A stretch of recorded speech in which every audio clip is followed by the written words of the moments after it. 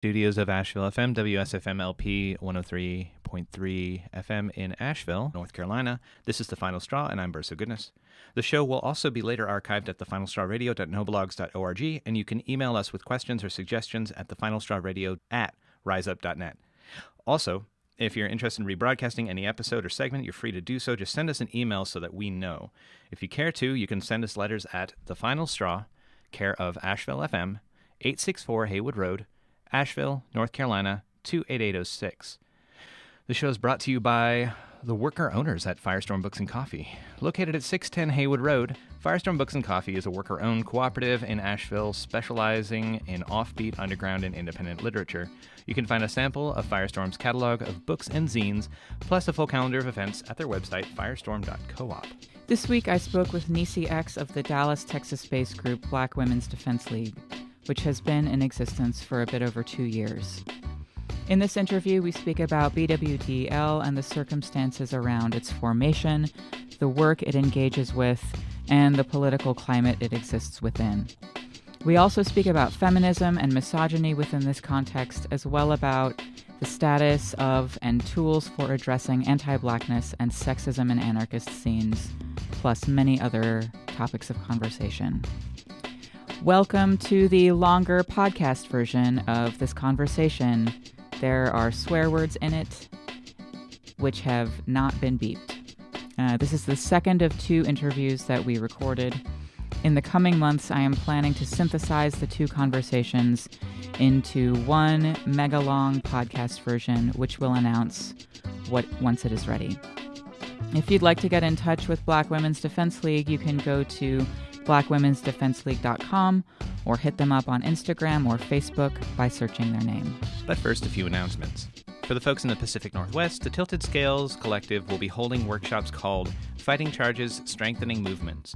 On Monday, April 10th in Olympia, there will be 2 workshops, the first at 3:30 p.m. at Evergreen College in Lecture Hall 6, and the second at 6 p.m. at Last Words Books. In Seattle on Wednesday, April 12th at 7 p.m. in the Bannon Science Building at Seattle University. You can check it out in room 102. On the 15th, Tilted Scales will be in Eugene, and on the 16th in Portland, and ending up at the Humboldt Anarchist Book Fair on Saturday, April 29th in Arcata, California.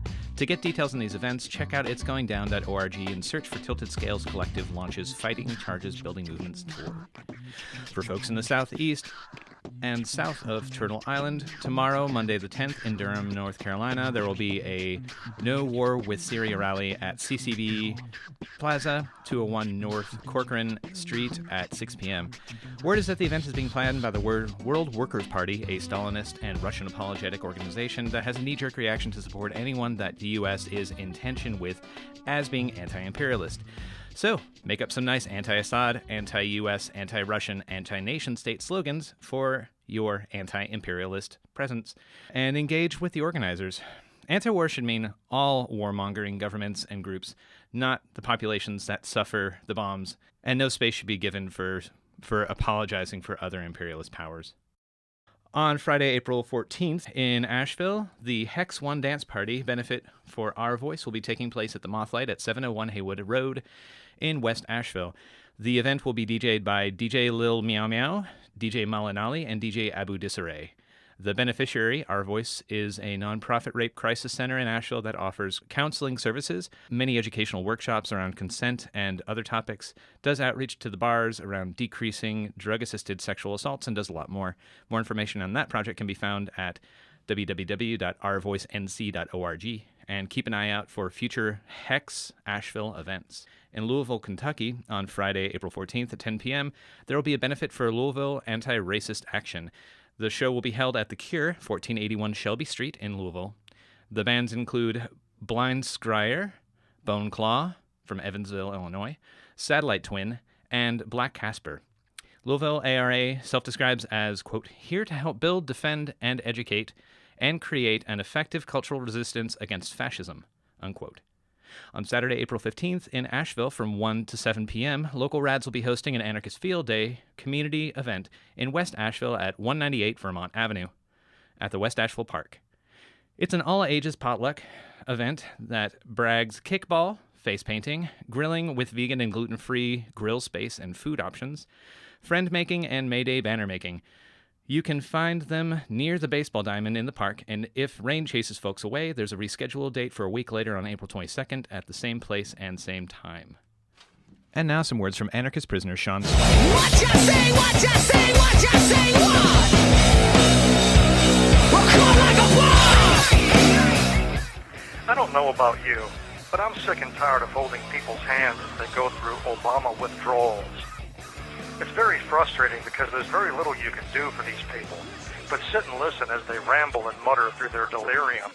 Maybe put a wet rag on their foreheads and tell them it'll be okay, but it won't. It's all going down the toilet like a goldfish, you know. But you can't say that to them. You gotta say soothing things to these poor Obama-sick hierarchs to give them hope. You know, hope, like it says on their decade-old t-shirt. I noticed in my dealings with all of these deluded hierarchs of the progressive and liberal Democrat variety that the longer Obama is out of office, the better of a president he becomes. He's much better now than he was, say, in January, and improving.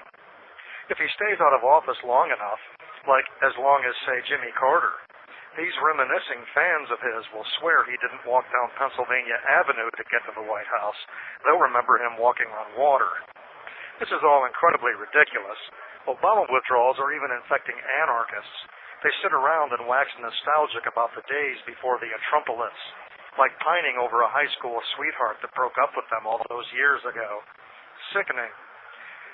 As if the Obama presidency isn't one of the events in the 8,000-year trajectory of civilization, a trajectory that has led us to this moment where an unmitigated and irremediable asshat has become king of the world. Now, just to be clear, don't think I'm an Obama hater. I'm not one of those closet creeps whose racially based suspicions and animosities poison their perceptions of the former president. I suspect that as far as patriarchs who have assumed the right to rule us go, he's on the front end of the bell curve, you know, in terms of brains and capacities. But that's also part of my frustration with him. Look, I remember when he got elected that in the first time in presidential politics, prisoners in the cell blocks rattled their doors and cheered. No kidding. Now, here we are almost a decade later. Those prisoners who rattled their doors are mostly still here, and Obama is gone. What changed? Exactly. This guy came into office with political capital. Everybody was moved by this kumbaya moment. He had his face on t-shirts. He won a Nobel Peace Prize. So did he come into office and be that guy? Did he spend all that political capital to push the limits of what was possible? No, he hedged. He replaced economic advisor Larry Summers with Timothy Geithner and continued the Bush bailouts, rather than bringing in rogue Pulitzer winner and World Bank exile Joe Stiglitz, the guy who would have engineered a second New Deal and put disposable income into the hands of the poor, stimulating the economy like Franklin Roosevelt did with the advice of John Maynard Keynes. He hedged. He wanted to avoid the blowback from the hard right, so he managed from the middle and compromised his values and instincts. Then, when black folks were shot all over the country, and when military vehicles patrolled the streets of Ferguson, Obama didn't use his bully pulpit and his big personality to rally support for radical change to systems of injustice that prey on people of color. Instead, he compromised his principles and instincts and decided it would be bad for a black president to tackle those issues, because it would result in a far-right white lash. He didn't end wars and grant asylum to foreign-born folks, but continued butchering brown people around the world and deporting them in record numbers, again seeking to appease the birther and Breitbart voting blocs. He took no radical approach to climate change or environmental protection or killing pipelines. So the fact is, for 8 years, we got a half-ass Obama who did half of a decent job being half of himself in order to prevent a swing to the radical wackadoodle fascist right. And we ended up with it anyway. That's my assessment of Obama. A guy who could have done great things if he had the courage to do them. Well, great relative to other delusional hierarchs. But he didn't have the courage. He squandered opportunity after opportunity. He got elected as the first black president, but consciously governed just as white as the others, and even whiter than some. Didn't want to make waves. And what did we get? The first black president succeeded by the first orange president, a mindless jackwagon to end all jackwagons. And here I sit, holding the hands of these poor folks going through Obama withdrawals. Folks who, in their delirium, remember the Obama years as they could have been, rather than as they forgettably and regrettably were. This is anarchist prisoner Sean Swain from War and Corruption in Lebanon, Ohio.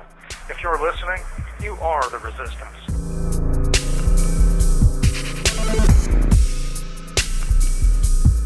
You can write to Sean Swain at SeanSwain243-205, Warren CI, P.O. Box 120, 5787 State Route 63, Lebanon, Ohio, 45036. Updates on his situation and more writings by Sean can be found at seanswain.org.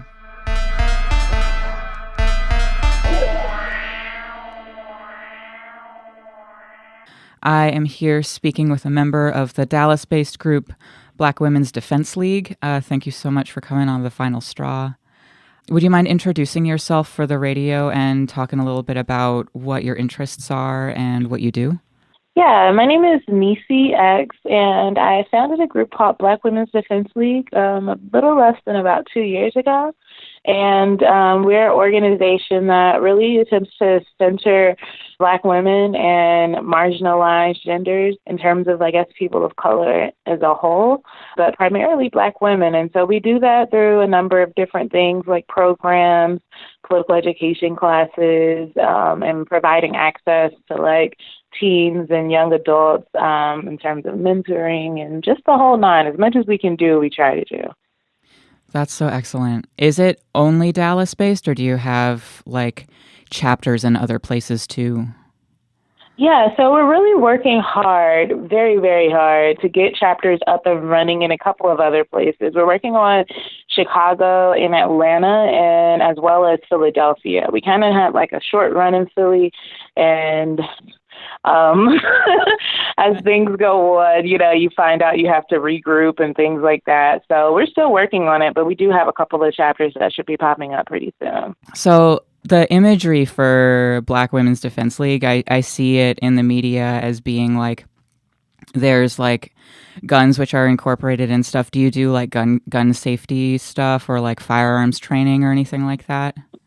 Yeah, we do. We go to the gun range occasionally. We do self-defense classes and do things like that. And it's for a number of different, reasons, I suppose. I think that everybody should really know how to protect themselves. And I think that it correlates directly to our understanding of the nature of like the battle that we're in, whether or not one chooses to like educate themselves on how to protect themselves, how to protect others.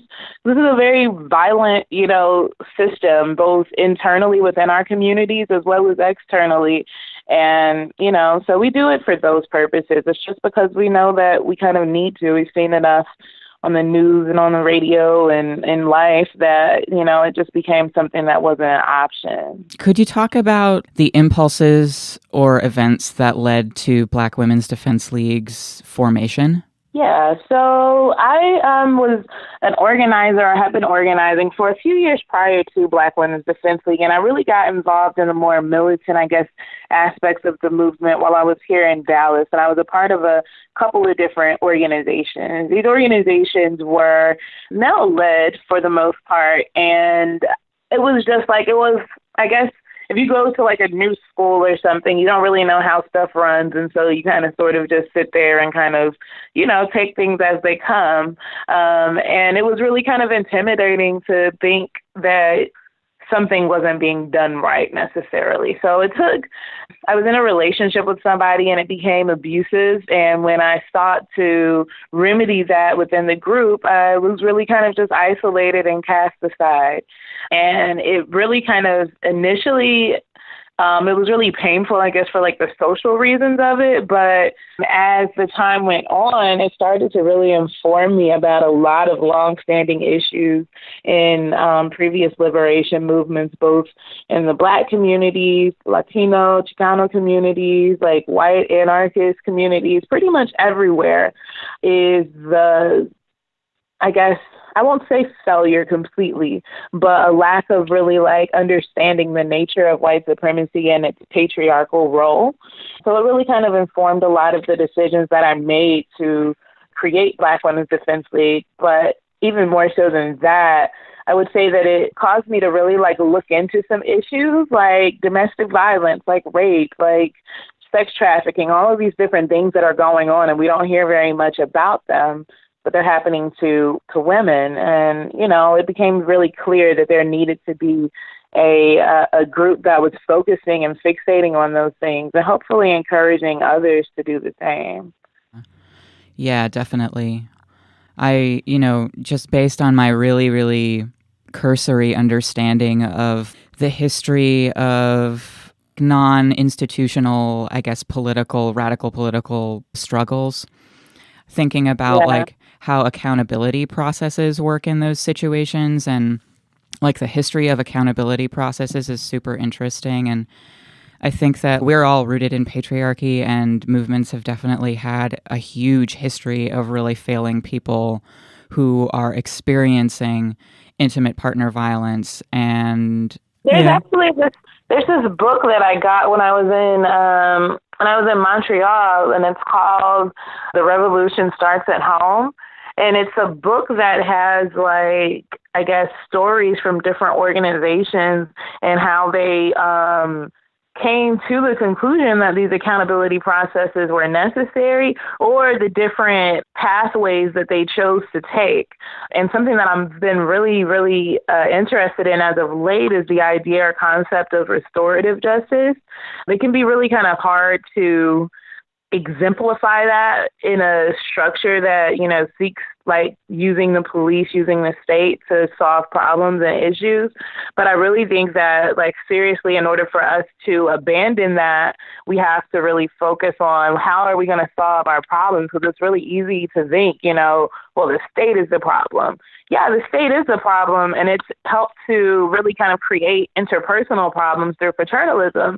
But if we're not like concentrating and thinking on what will we do if we won tomorrow, what would happen, and we're not using those on a day-to-day basis while we're fighting, we'll be putting ourselves at a disadvantage constantly to externalize all forms of oppression, because they're not, you can't be bathed in something from like childhood.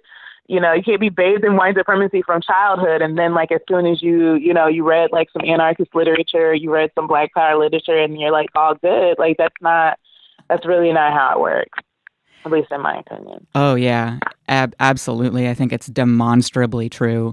I was wondering if you talk a little bit about what the membership of Black Women's Defense League is like. I've heard it said that it's a co-ed organization. And would you talk about an organization centered on Black women and the struggles that Black women face organizing with a gender diverse membership? Yeah. So Black Women's Defense League, when we started out, I really wanted the membership to be as diverse as our communities are. And that was because the way that I intended for things to work is that people, once you get the knowledge, once you understand what's happening, that people need to have examples as to how they can do the same, and people who look like them, who come from similar backgrounds, I figure would be the best way to encourage that to happen. I think that there have been like pluses and minuses in that initial understanding. We've had like some conflicts and things like that dealing with people when you come from something like very, very stringent and concentrated and you get told something totally different, cognitive dissonance comes into effect, all of those different things. And so I think that like I even had the misconception that there's like this magic pill and you take it and then you're cured. And so it's been a lot more of like a protracted thing to continue to educate people. And so we are focusing our membership on people who kind of sort of are already like on board a little bit and helping to educate even further, and allyships and accomplices in terms of people who are like new to these ideas and things like that. And so that we still have that medium of being able to have people who can relate, to others, but also have like a very strong basis and a very intentional basis of struggle, and that is able to build and sharpen each other in the meantime, if that makes any sense. So when it comes to men in membership in Black Women's Defense League, we tend to think of it in the very same way that, for instance, a anti-racist group who might be primarily white, the fun thing to do is to kind of attack the white supremacist structure, and we go to marches and rallies and all of these different things. But the less fun thing to do is to hold accountable our friends and family members and things like that who may be enacting this type of violence in the workplace, in the streets, wherever else it may be, towards these people that we claim to be rallying for. And so in the same token, for, Black men who are involved in the organization, Chicano men who are involved in the organization, we know that machismo and patriarchy are not things that are separate from Black communities. We've kind of adopted a lot of those things. And I think that because of it, it sometimes makes it easier for Black men to really listen to other Black men. And I'm willing to kind of take that if those Black men are able to effectively, I guess, reverberate what needs to be said and really hold accountable the people that are around them first and foremost. So, yeah, we do that through doing mentoring with young adults, young boys, as well as holding, sessions where people can just ask questions, or brother circles where they can talk about things that are emotionally difficult sometimes in the society to talk about in public, but talk about them with one another so that stuff just doesn't bubble up and it becomes violent. I think that it can be kind of hard, when you live in this type of a society that says that masculinity is, this stringent, never ever crying, never ever having any emotional issues type of a thing. And it may not always be I want to be this tough patriarch type of a sentiment that most men have, but it's just this inability to relate and to communicate because of the way that masculinity has been defined. Definitely. I think maybe Audre Lorde said that patriarchy oppresses women and stifles men, so it really messes everybody's scene up. Yeah. One of the things that I was super interested in, maybe because of my own position in the world as a non-white transgender person, is Black Women's Defense League's focus on intersectionalities and sort of a statement on y'all's website about being actively inclusive of LGBT people. Is there much of a gay, queer, trans contingent to Black Women's Defense League? Yeah, we're working on it a lot because I live in Texas. And and so being in Dallas, living in Texas and all those different things, it can be kind of difficult to pull people from those areas and from, there's not very much of a queer people of color type of, the word for it, social scene here in Dallas. But it just became something that was clearly important for me because I identify as queer. I know lots of other people, who do as well, Black and, I know a couple of Latino people here in Dallas who, reverberated the same concerns that there aren't any groups that are revolutionary, that are militant, but that are also, accepting and affirming, and even more so than that, substantiating why it's absolutely necessary that we're fighting that battle on every single front. And so, we just really want to be able to do that and are, really working to kind of build that capacity to do so. So right now we're kind of more in the recruitment process of making that happen. And I feel pretty good about it. I have a lot of stuff up my sleeve for this summer, just in terms of creating social situations where, queer people of color can feel comfortable and just be. And from that, trying to educate and inform people on how to take more militant stances, on our lives. So, yeah, it's definitely there, and it's not going anywhere anytime soon. Excellent. Would you mention the event that you're talking about, that you referred to for the summertime? Oh, okay. So you want me to tell you all the things up my sleeve? So one particular thing that we're holding is Afrofuck, and it's our yearly festival. And this year, we're really wanting to center like Black creatives, art and music and culture, and really kind of show the whole diaspora and all of the different ways that Black people create, that, you know, brown people create, all of us who identify, I suppose, as a part of the African diaspora. So we're doing that. We're also going to be holding, alongside with another group, some poetry shows and things like that that are queer-centered. And we're going to be doing like some self-defense classes and things. And maybe some other stuff. I just can't tell you all. Oh, man. That sounds so fucking awesome. You were recently at the Roar conference in Oakland, and I listened to the tape of the presentation that y'all gave, which is on itsgoingdown.org, and I highly recommend for people to listen to it. And this concept that came out in y'all's talk, which is something that kind of blew my mind and something that I was really surprised that I hadn't heard about it until now. And it's this concept of Massaginwaar. Mm-hmm. I was wondering if you would talk about it and as it relates to Black Women's Defense League. Yeah, so Massaginwaar is a term that really, I guess, seeks to define misogyny as it relates to Black women, or when it's directed towards Black women. And I'm trying to think of who it was who came up with the term. Moya Bailey. And, you know, it has grown, I would say, throughout time to really give people the terminology to define what's happening. I would say that misogyny can take on a lot of different colors and a lot of different means of happening. But the way in which it happens in Black communities, and I guess some of the subtle differences, was the reason why I guess the term was created. But it's really speaking about like intersectionality and oppressions and how it's possible for somebody to, like a Black male, for instance, who may be absolutely against, you know, racist oppression from the state, how they can still very much be a misogynist and still very much be about the control and oppression, whether they recognize it or not, of other people, especially women and non-men.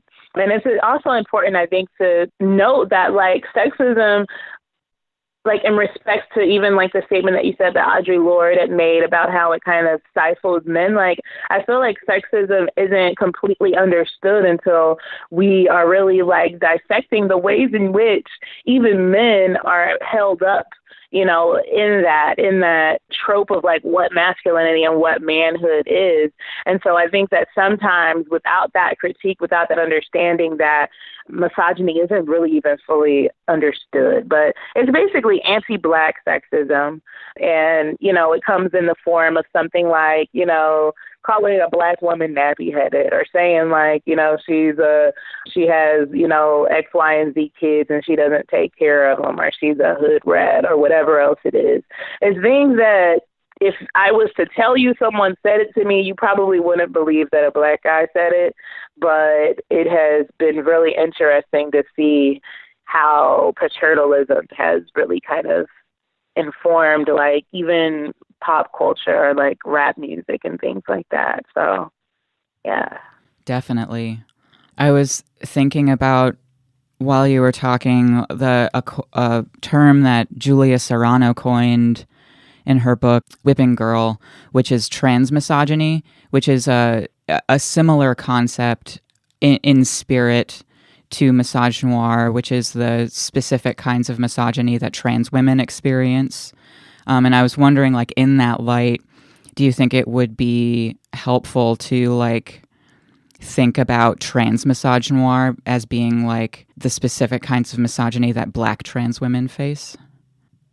Yeah, I would definitely agree. I think that they have very similar parallels as to like how they happen, because homophobia and sexism really kind of go hand in hand, and at least my understanding of them, transphobia, in the same light. It's just anything that like is perceived as quote unquote unnatural. And even like with sexism, it's perceived as unnatural for a Black woman or for a woman in general to be in a position of leadership, for instance, the same way how it's perceived as unnatural for a trans woman to even exist.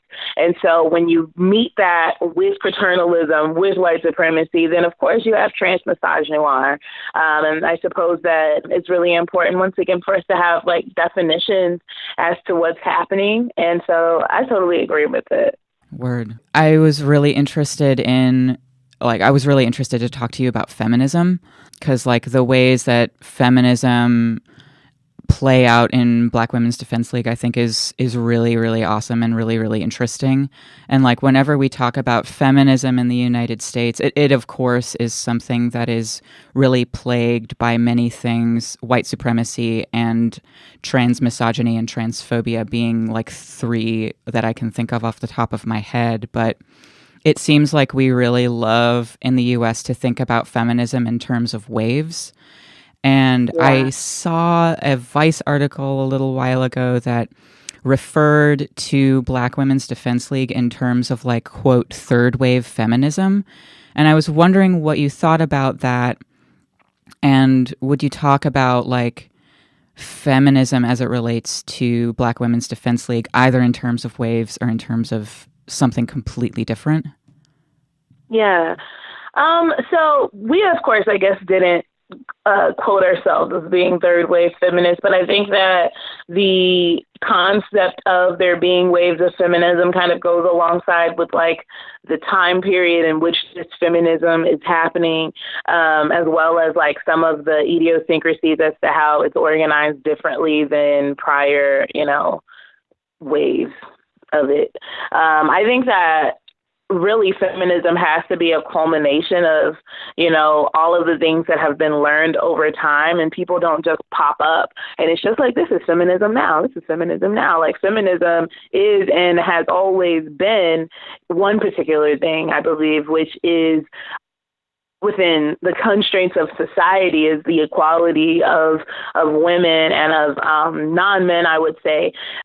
I think that like, as we start to explore like what femininity is and what masculinity is, it sometimes might be useful to, I think that it can get convoluted when we like go into the definitions of these terms. Feminism to me is recognizing like the totality of oppression that happens to people who stand outside of like what societal norms are.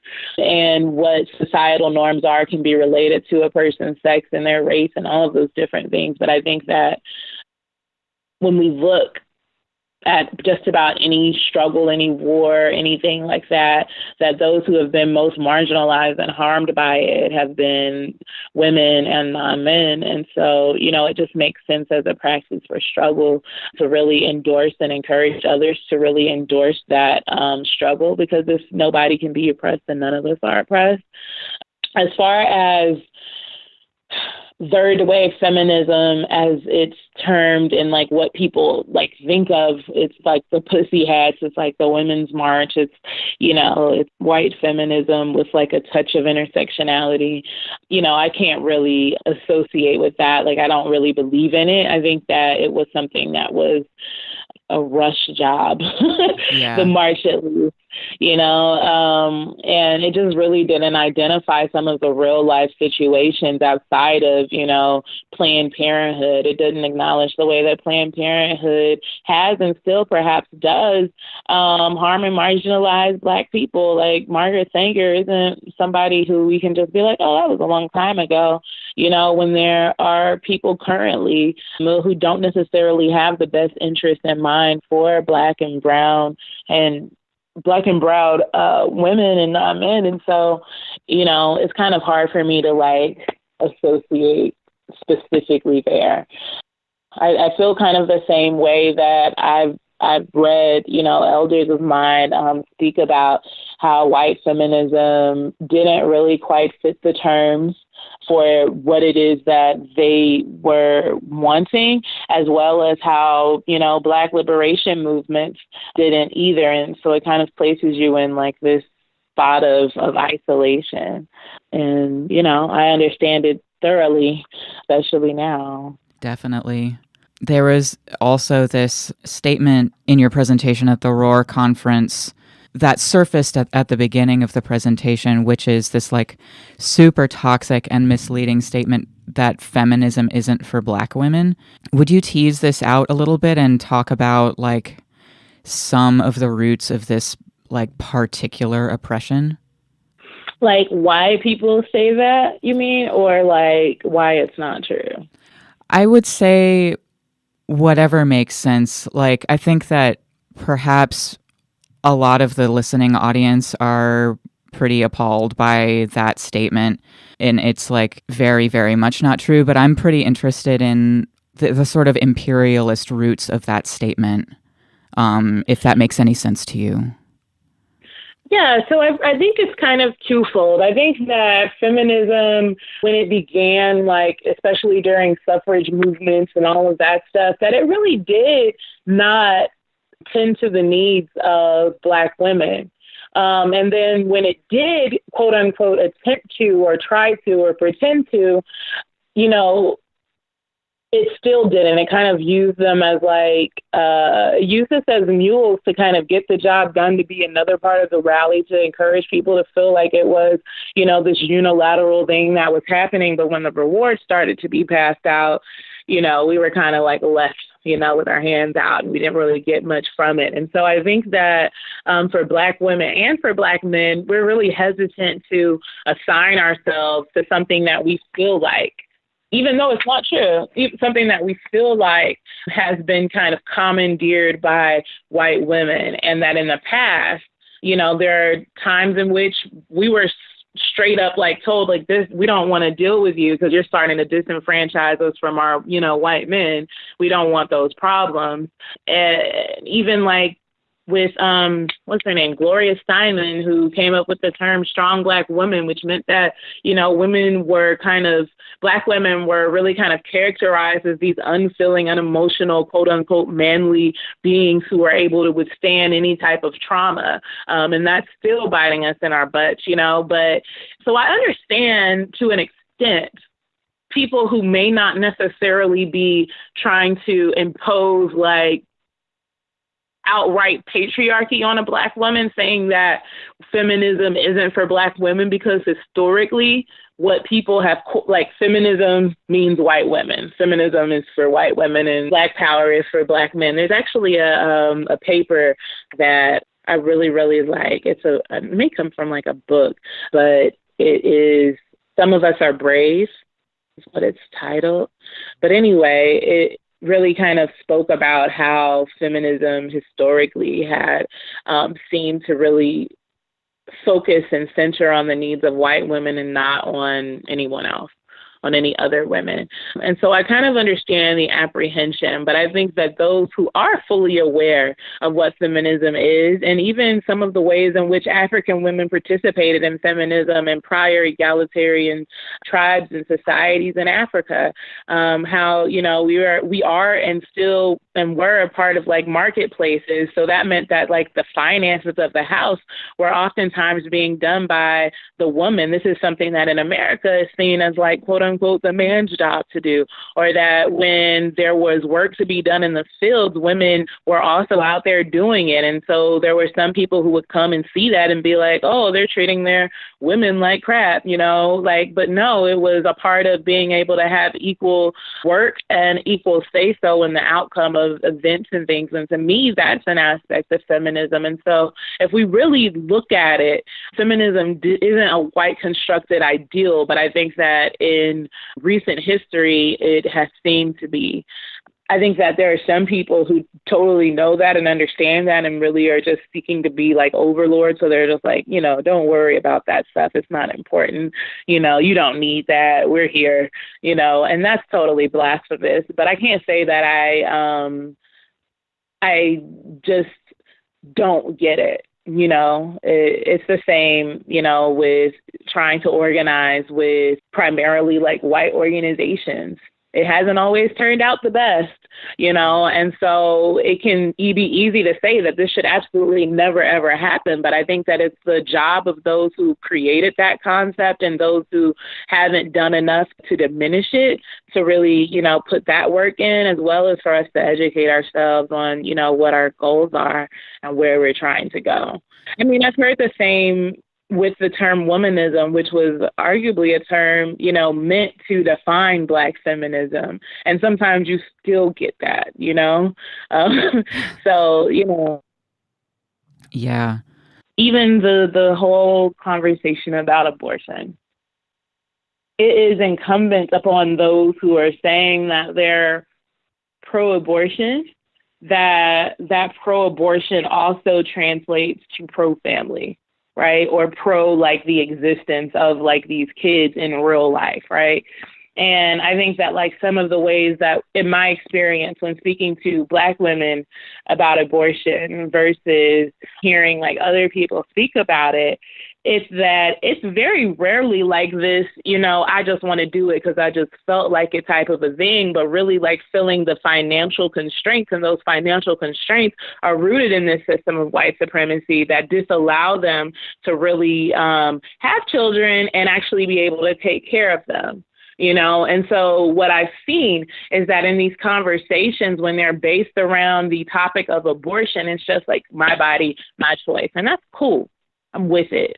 However, if we're not paying attention to the ramifications of allowing or disallowing, which I don't feel like should be an opinion or even like a dictation of the state to say, I feel like it's incumbent upon all feminists to make sure that they are just as inclined to like deal with the after facts as well as the issue itself. And to me, and in my, experiences, it's not always just like, I just want the freedom to do it, Yes, of course. But we also want, the freedom to be able to keep our kids if possible in some cases.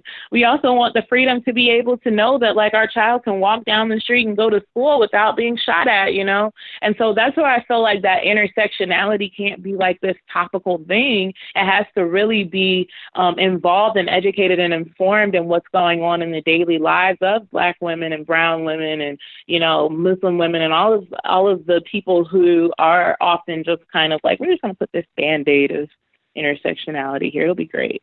Like it doesn't really fully address all of the needs and concerns of other women. Definitely.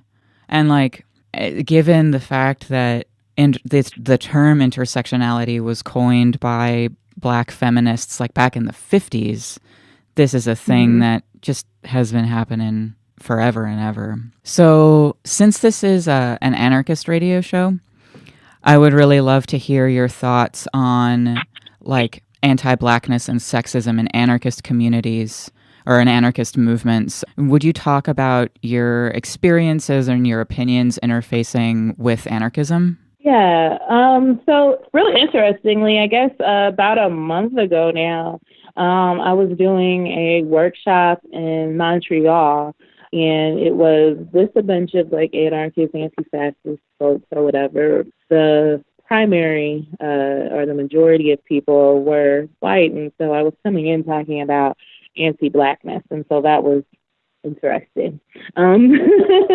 But what I would say is that I think in the same token of how when we speak about misogyny and sexism and Black liberation movements and how you can be totally against the state, but also be a sexist, misogynist, homophobe, transphobe person. The same can be said for anarchists who may feel like they are against the state, but still have anti-Black or racist tendencies or underlying beliefs that really aren't inclusive of those who are most marginalized. And I feel like it's kind of asinine to think that we can actually wage a struggle or a battle without the inclusion, and not even just the inclusion, but the centering of those who are most affected through that system, because it then becomes important to recognize the nuances of how, what is white supremacy? Like, what does it do? Is it just like white people who hate Black people? Well, no. It's capitalism, it's sexism, it's homophobia, it's ableism, it's all of these different things. But if we separate racism from each piece of that, we're not really getting a full and total picture of how it works, because it stratifies people based off of color within races. Like there's colorism. It stratifies people outside of inside of their races through socioeconomic statuses, all of this stuff that we all pretty much know. It's just not possible to win if we're not, aware in our centering African people, in that process. And that's both in North America as well as, across the globe. Definitely. Have you had many experiences in APOC spaces?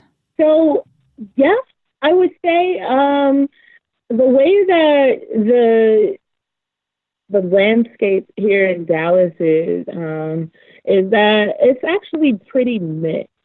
And there's a lot of Chicano people who are involved in anarchist spaces here in Dallas. And I think that it's really kind of helped it not to be quite as toxic. There's not as many Black folks like myself. And I just recently kind of started to be more and more involved. I kind of step my toe in the water a little bit. I was like, I heard some shit, But I would say that, yeah, and I think that when that does happen, it really increases the capacity for struggles that can be had. I feel like our foundation of struggle it can't be separated from what our goals are, and our practices, and the associations that we're part of and everything else. They'll reflect the type of society that we're looking towards. And so if you look around and there's no Black people, there's no anybody other than white people in an organization, then you should definitely question what that organization is about creating, because it just won't be possible for it to fully understand the nature of white supremacy if it's using the people who have been meant to encourage that system as the primary basis of struggling against it. Could you talk about how it has been for you personally to be the front runner of this group? Will you talk about the attention and the reception that you've received? I would say that it's been interesting. It still kind of feels a little isolating, but it's getting a little better now that people aren't really having the balls to question whether or not, and even that, I shouldn't even have said that, the balls. And people have the freaking audacity to question feminism, it's becoming a more understood and more common terminology, whereas even just 2 years ago, it was a F word, and I think that in some spaces it still is.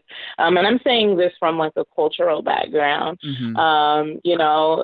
I would say that it's starting to become more of something that, women just aren't willing to be quiet anymore and just let things be. It's kind of gotten to a point where everybody is feeling a little more anxious about, what our futures will look like. And so, for that, I would say that it's been a bit of good and a bit of bad. As far as the outside world or people who may seek to do myself or, others harm, it's been kind of weird and kind of funny. If you ever have the time, if you go on YouTube and you look at the video from Vice, these white people are so thoroughly confused because it seems like it's not possible to be as opposed to misogyny and sexism and something like domestic violence as you are opposed to state violence, police brutality and mass incarceration and all of those things. And it's you're supposed to pick or choose, and they're just what are they going to do? Are they going to shoot the Black men that so-and-so because, they do know that X amount of women are being killed by, their own men and all of this other stuff. And it's just I think that it can be hard for people to really wrap their mind around what oppression has done and the paternalistic nature of oppression, especially now, because back in the day, you would see it on the outside, like you saw there being lynchings and, you know, all types of other unjust acts towards Black people. And I think that as liberalism kind of continued on, nobody wanted to see that. Like, it wasn't that they had a problem with it happening, but nobody wanted to see that. It made them feel bad. And so instead of that, they lynch you in prison, you know. But as an effect of that system, it also sought to, like, control people's mental understandings of each other and of the communities that we're in. And I think that through that mental, like, commandeering of a person's freedoms and liberties, that it helped to encourage, like, violence within our communities, because it puts you between the rock and the hard place of having rent due, not being able to get a job, and there being, like, drugs everywhere, you know, and guns everywhere. And then also, like, if you chose not to take that route, and your girlfriend or your wife or whomever it was able to make money, then you're in, like, this quote unquote power imbalance due to finances. And that sometimes leads to things like domestic violence. I know I'm, like, totally off topic, but I would just say that, you know, it's been interesting. There are some people who, you know, write really crazy things, like they hope my children die and all of this other stuff on social media. And then there are people who are just really, like, confounded by the idea itself, you know, on both sides. I really want to give voice to something that you said, and, like, maybe this will, like, shed some sort of, like, perspective on that confounding nature of people's reactions, which is, like, we've spoken a lot about, like, feminism and sexism and stuff, but we haven't really spoken about, like, what you said a few minutes ago, which is the paternalistic nature of oppression, which is, like, a phrase that a lot of people know, but there's a lot of weight behind it, especially when we are talking about the history of the Black liberation movement, which has been, like, pretty heavily centered around men.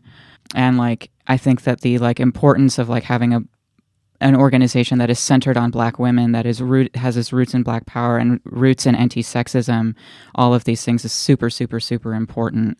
But I also, like, would, you know, like, ask about the isolating nature of it a little bit more, if you have anything else to say about it. I mean, I think it's not an uncommon thing for Black feminists now, as it was in the past as well, and maybe even more so. You know, right now, a lot of, like, white feminist circles kind of, like, do a pretend intersectionality. And when you go to them with concerns, like, for instance, I just thought it might be a cool, like, experiment to, like, write to the organizers of the Women's March, you know, about the Black girls and brown girls that are missing, and just find out, like, how much of their time and energy and resources they'd be willing to put towards it.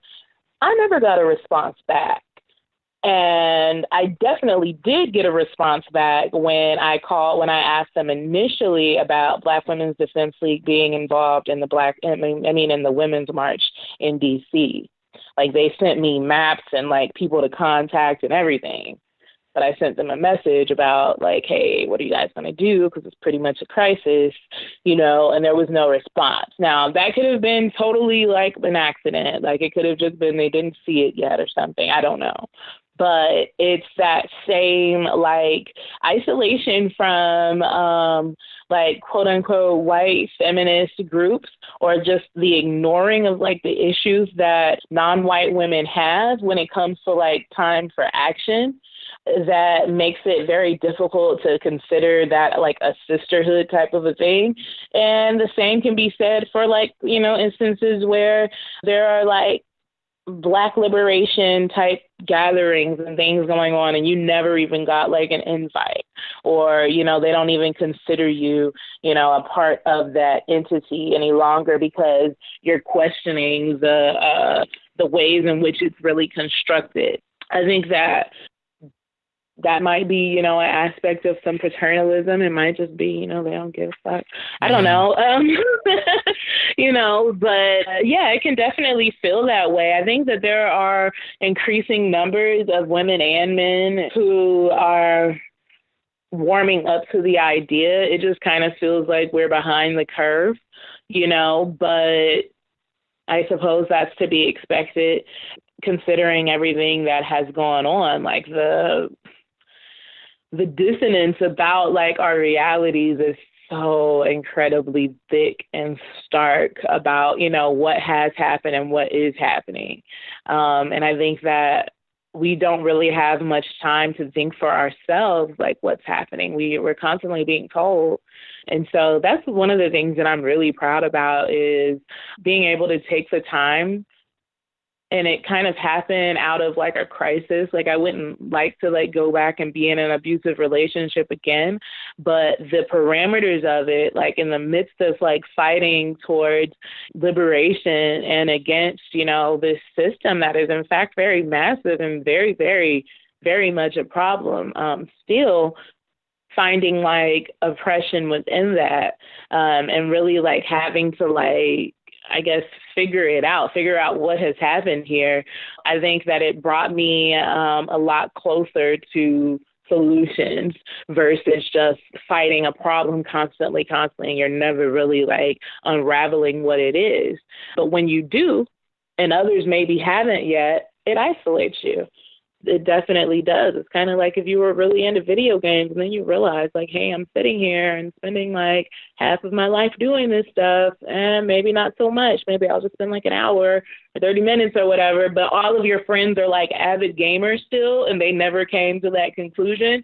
You'll be isolated, because they're still down with doing whatever it was that they had been doing. This isn't to say that gaming is bad. I'm just saying that,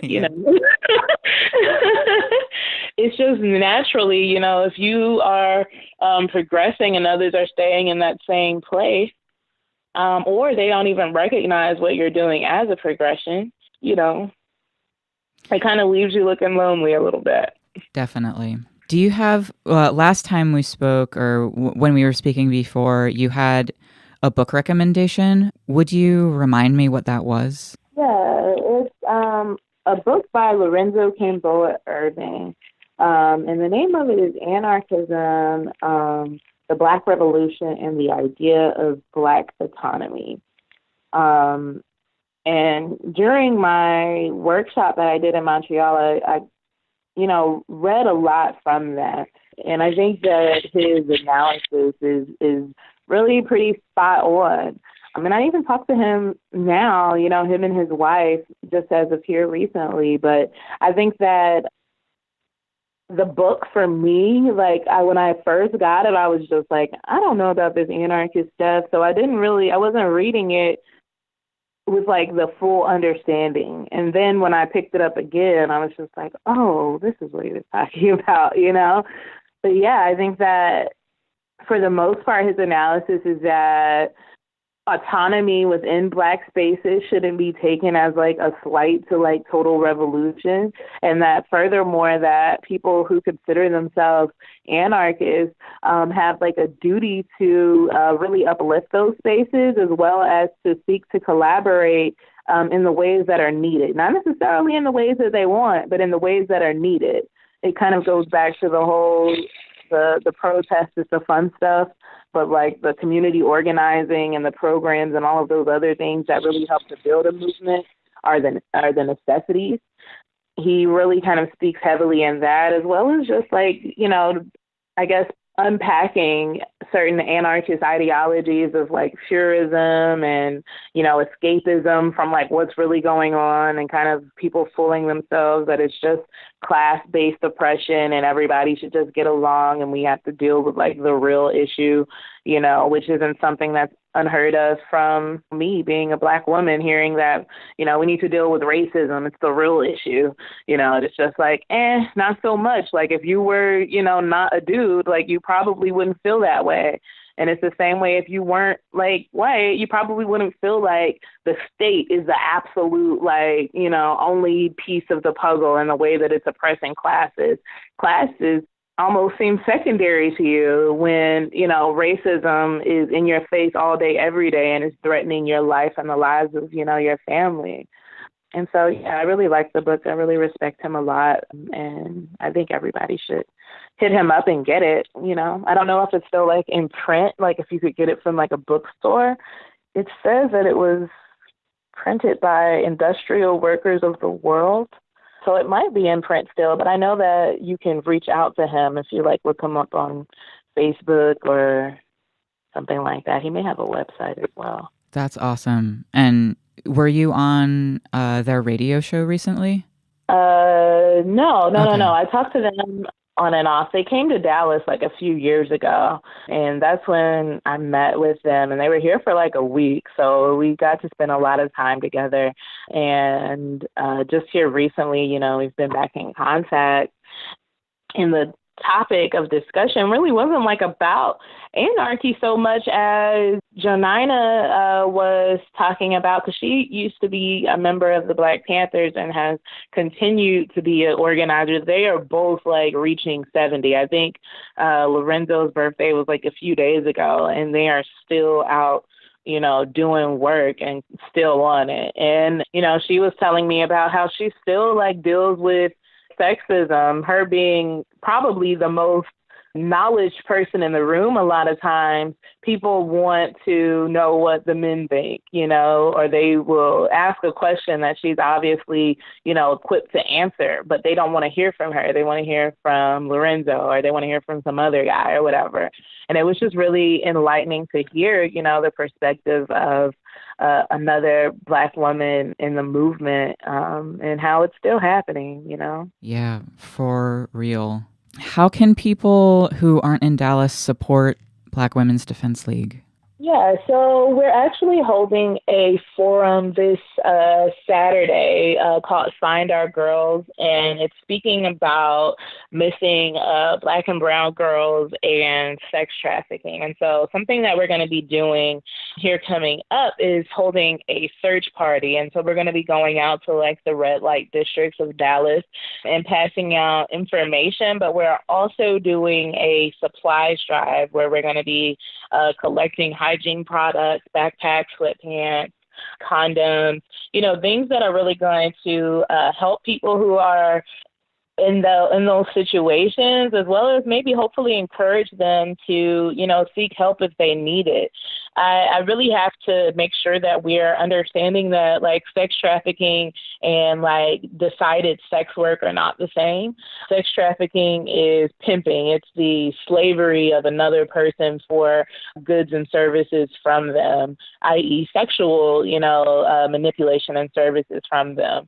And so, you know, we're down with like somebody who decides that they want to engage in sex work on their own or with someone else or whatever it is, but it's just not coerced. It's not forced. It's not something where you're meeting, you know, violence and battering for doing so.